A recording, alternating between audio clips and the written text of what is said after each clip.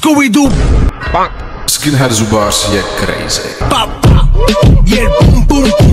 Dneska se žádné odhalení hitrů konat nebude, nicméně ukážeme si, jak jsme krásně opravili tuhle jedničku naší milé pacientce. Tohle je asi taková nejčastější příčina toho, že ta výplň ze začátku vypadá relativně fajn, nicméně po pár letech si začnete všímat, že je ten přechod výplň zub mnohem více viditelný, začíná se tak jakoby divně pigmentovat a už to přestává vypadat jako zub, ale už to vypadá jako dva odlišné materiály, které jsou prostě patrný i z takové té sociální vzdálenosti.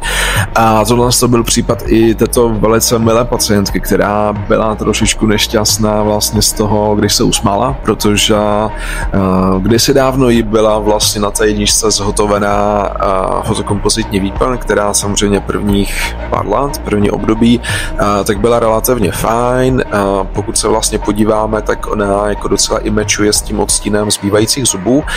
Nicméně časem začala vlastně vznikat tady tato pigmentace, to znamená, že teď si jasně vidíme, kde vlastně končí ta výplň a kde začíná zub, což se prostě nesmí stát. Nejčastější důvod, proč vlastně po nějaký době, po pár letech začíná ta výplň vypadat tak, jak vypadá v tom případě je, že nebyl dostatečně veleštěný ten přechod výplň zub. To znamená, že když ta výplň trošičku přesahuje tu hranici, kde by měla končit, to znamená, že tam je taková jako kdyby stříčka takového toho materiálu, fotokompozitu, ze kterého děláme ty bílé plomby, tak vlastně po to se samozřejmě dostává nepořádek, prostě zbytky jídla, bakterie a tak dále, to tam začíná nějakým způsobem se rozkládat, kvasit a tak dále.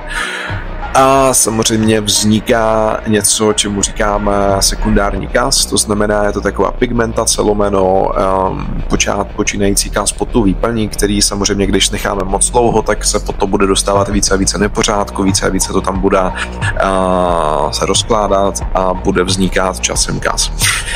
Takže tohle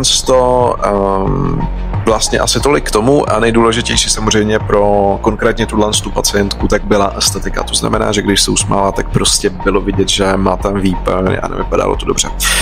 Postup musíme vždycky ten materiál celý dát pryč, to znamená, že tady na snímku vidíme, že jsme nasadili koferdám, to je ta modrá blána, která nám zajišťuje absolutní sucho, to znamená, že se k tomu zubu nedostane žádná tekutina, slina, krev, cokoliv.